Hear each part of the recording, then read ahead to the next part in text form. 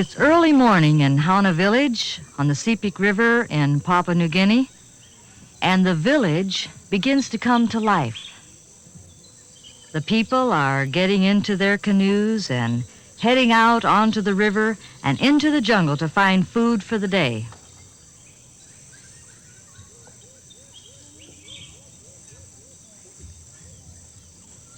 This is a day the Sepik Iwam people have been looking forward to. It's a festival day, a day of celebration and sing-sings.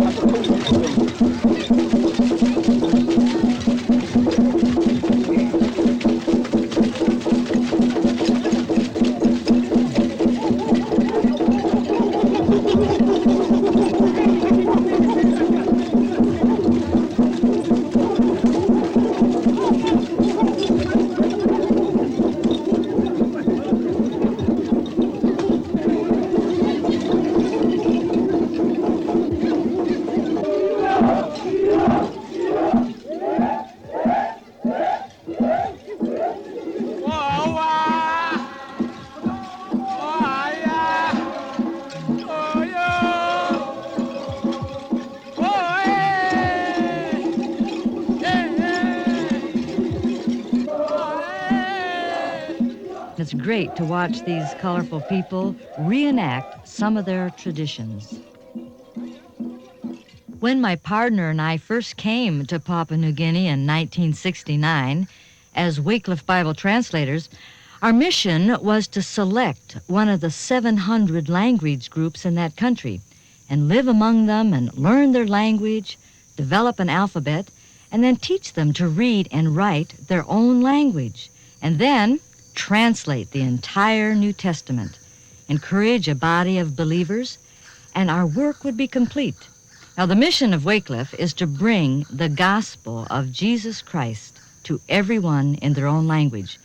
There are over 5,000 languages in the world, and 1/2 have never heard the gospel of Jesus Christ in their own language. We selected the Sepik Iwam people who live 500 miles up the Sepik River, which is the largest river in Papua New Guinea. The average rainfall is 200 to 300 inches per year.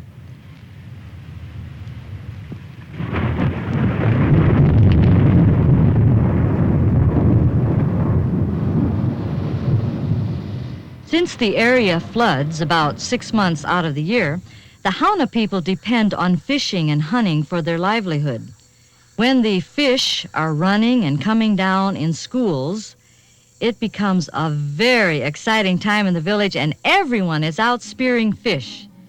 And this is a real time of celebration and joy because, they're going to have plenty of food for several days, something to really sing about.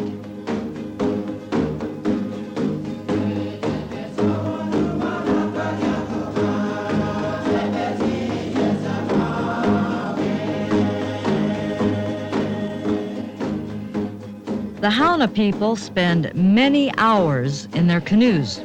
They're river people, so one of the major jobs in the village is making canoes. and everyone, large and small, has a canoe. About 400 canoes are made every year, all sizes. This is men's work, and they really enjoy this work. They love going out to the jungle, and they go out in groups of 20 to 30 men at a time. And they have to go deep into the jungle to find these big trees. Now, the young fellas make a jungle highway in order to pull these long canoes to the river, and sometimes that's 4 or 5 miles.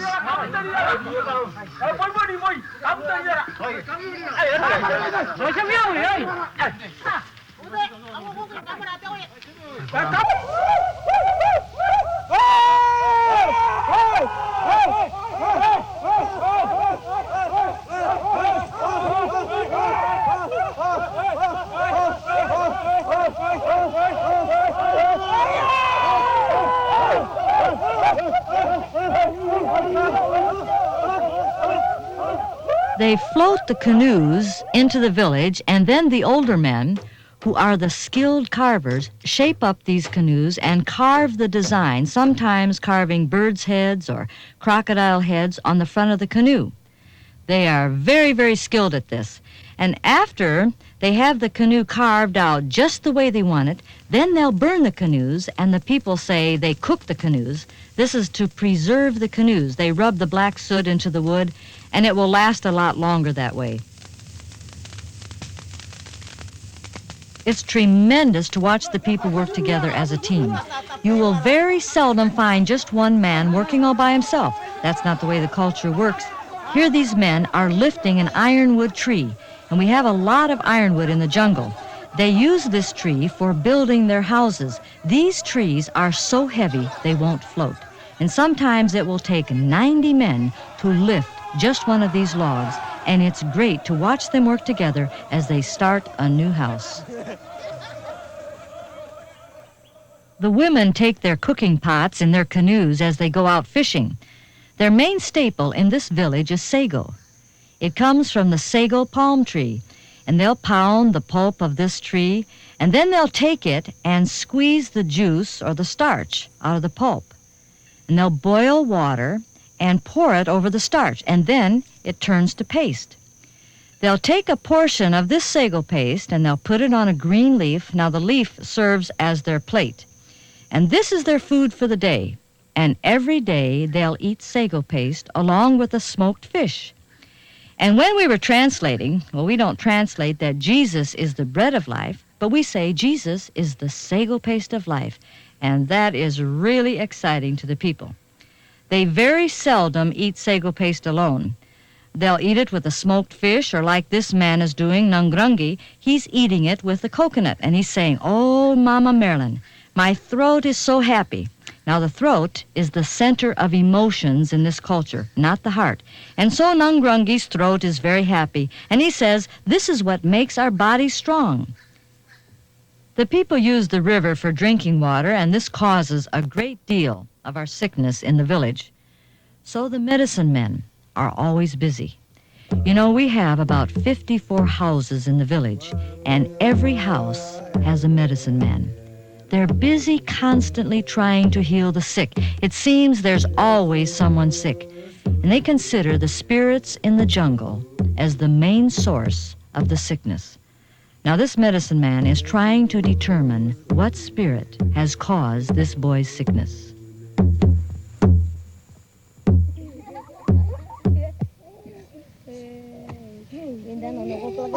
We receive training in linguistics, and we go to language groups where languages have never been written. We reduce the language to writing. Then we give them an alphabet. And the way we begin is just by living with the people. We go through the village every day, and we start by pointing to objects, gathering words. We start with the nouns, and it was at this time I discovered the word for paper.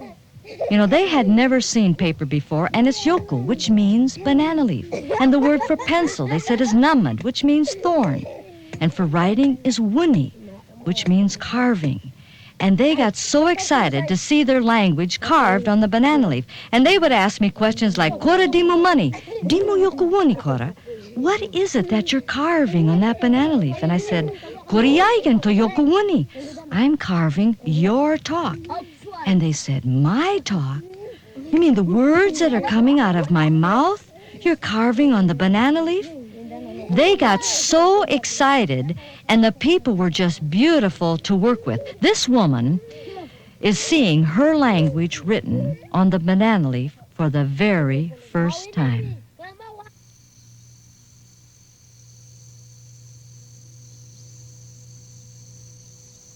The people really didn't understand what was involved in learning a language. They thought that if I would eat more of their food, that I could speak the language automatically. And so they were encouraging me to eat their fish and to eat their sago paste and their crocodile meat, which I did. And it was at this time that I became aware that some of the people really were interested in reading their own language. But for most of them, they saw very little value in reading and writing. They knew how to fish, how to build their houses, how to build their canoes, so why did they have to know how to read and write? So I had a problem in motivating them and getting them excited about wanting to read and write their own language. So while I was at Ukarumpa, which is our linguistics center, I decided to ask the JARS pilot to do me a favor.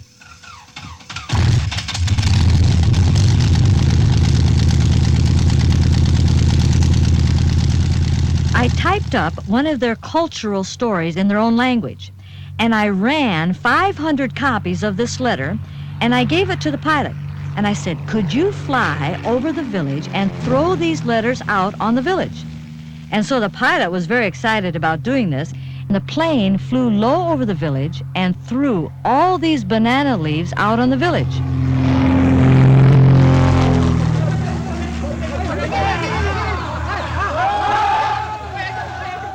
And everyone was in their canoes running after these banana leaves, and they looked at it, and they saw that there was carving on the banana leaf. But not one person in the entire village could read it. The chief of the village became so disturbed and so concerned about this that he called a village meeting, and he decided that 20 young fellas had to come to my literacy class and learn to read and write their language. This was the breakthrough. It was really an exciting time, and this was the beginning of our literacy program. 20 students then became the teachers, carving their own language on a banana leaf. They wanted to learn everything about everything.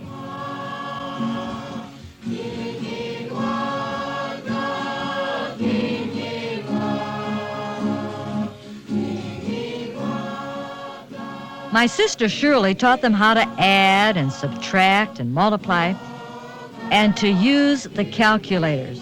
That was really something. Sewing. And today in Hauna Village, there are over 200 people who can read and write their own language. We developed 5 teams of translation helpers. We work in teams of 2, and we average about 10 verses a day, and it became a very intense but exciting work, carving God's talk on the banana leaf. We translated the entire New Testament in a rough first draft, a handwritten copy of the entire New Testament. And then the fellows themselves typed it up. And then they started to use the scriptures to meet the needs of the village. You know, when someone was sick, they would take a verse and read it to the people, meeting the needs of the people through the scriptures. That became very meaningful in their everyday life. The translation helpers, however, were very concerned that the older people were not involved in the work. They wanted to have the leaders to help us, the big men. And so I asked them if they would help us, and I said, "You're the leaders of the village. You're the big men. You're the ones that really understand the language, and we need your help if we're going to get this job done." And so we asked several men from each of the clans in the village. And we had 24 volunteers and some very powerful medicine men. This was really neat. Every day from 6:30 to 7:30, these 24 older men would come and they would listen to what we had translated for that day, giving suggestions and helping us to make the translation a little bit more meaningful. These older men later referred to themselves as the judges. Our word for doctor is ingam huisugi, which means the man who spits, the spitter. We have blind people in our village, and never has a medicine man been able to heal a blind person. Here Danny and Tom are reading one of the verses that we had translated for that day in John chapter 9, verse 6, where it talks about Jesus healing the blind man. And they were reading, and Jesus spat on the ground and made mud and put it on the blind man's eyes, and the blind man received his sight. And these men said, "He did what?" And Danny and Tom said, "Jesus spit on the ground." And they said, "Jesus spit? Why, Jesus must be the most powerful spitter in the whole world." And do you know that these older men, right then and there at that time, identified with Jesus? Why, he's just like we are, but he has much more power. You know, I'd like to believe that God put that particular story in his word just to reach and touch the hearts of the Sepik Iwam people. These men played an important role in helping us find key words in the translation. Now, one of the words we struggled with was the word for forgiveness. One Christmas day, we were having the dedication of a new house, and people were coming in their canoes from every part of the village. Everyone was coming, and they were circling the house, and they had joined hands.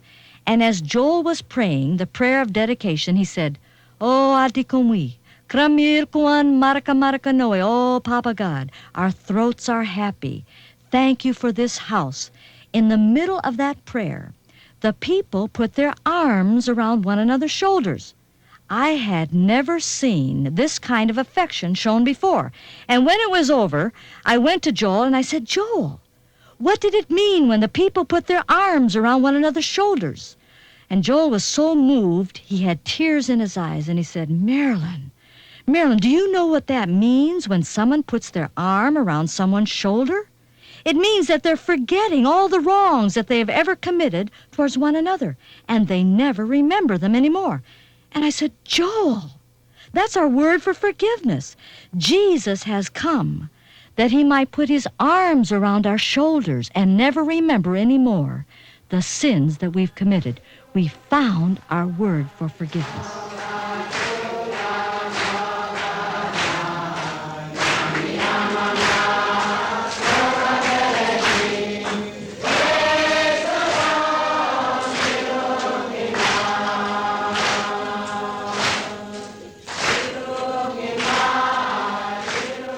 The joy and the excitement was so high as the scriptures became so meaningful in their services. The leadership just started to develop, and people started to sing and to pray to Jesus in their own language. They have now written over 200 scripture songs. Hi,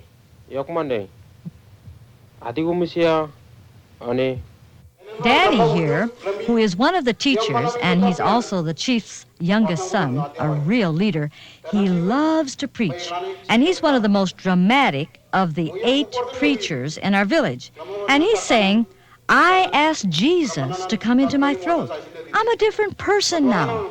And he's challenging the people to ask Jesus to come into their throats and to follow God's road.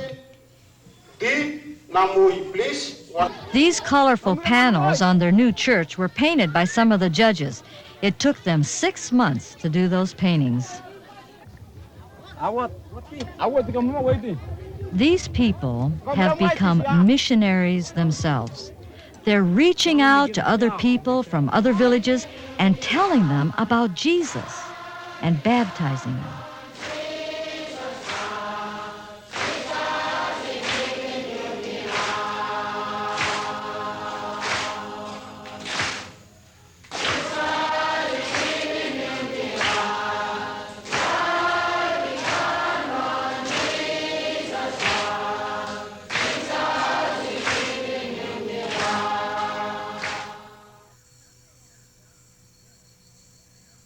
One day I was walking through the village and I came to Nokian's house. Now, Nokian is one of the oldest men in the village. He's considered to be the father of us all. And he started to ask me some very difficult questions. And he said to me, "Marilyn, look at me. I'm an old man and my skin is wrinkled. My eyes are poor and my fingers have arthritis. I've been watching you as you walk through the village with your banana leaf, carving my talk. My father and many of my relatives died many years ago. They knew nothing about God, and for me, it's too late. I'm too old to learn to read my own talk." And he asked me, he said, "Did you know a long time ago when you were a little girl that there were people here in Papua New Guinea like myself? Did you know that?" And I said, "Yes, I've read books. I knew about Papua New Guinea." And then he said to me, he said, "Well, Marilyn, why did it take you so long to come?" I was so broken, and so inwardly I cried out, "Lord, Lord, don't let others wait like this man has waited." One day after the service, a man from a distant village came up to me and he said, "Could you come to my village and put our talk on the banana leaf too, so that we can know about God also?" Well, I had to tell him I couldn't come because my work here was not finished, and so I asked him where he lived. And he pointed over those mountains somewhere, and so I promised him that we would try and visit his village someday. Well, after several days had passed, we organized a party. The Christians of the village would not let me forget that we had made this promise. They were so burdened about the people and their needs, and so we started upriver. And we passed many villages, each one a different language, languages that have never been written. In New Guinea, there are 700 different languages, and 3,000 languages around the world, unwritten. People who have never heard about Jesus. Translating the Bible into all the languages of the world is not Wycliffe's problem. It's the responsibility of the church and every Christian. Wycliffe is one tool through which the Bible is being translated by ordinary people. After all day on the river, we found the village. There it was, tucked away in the mountains. The people were so excited that we had kept our promise. We were the first white people to ever come into the village. As I was talking with the people, I noticed a new building in the center of the village, different from the other buildings. And I asked the leader, I said, "What is that building there?" And he said, "Well, that's God's house." And I said, "God's house?" I said, "Do you have a mission here?" And he said, "Oh, no, we've never had a mission." And I said, "Well, do you have a pastor?" And he said, "Oh, no, we don't have anyone to tell us about God. But we know that someone is going to come by here and live in our village someday and tell us about God. And we want to be ready. And so we're waiting." And I thought to myself, waiting? And I couldn't hold back the tears, and I just cried, "Lord, Lord, what can I do? What can I do? I see village after village filled with people who do not know you. Oh, Lord, please, touch the hearts of those at home. Touch their hearts. Lord, there are so many just waiting for someone to come by here."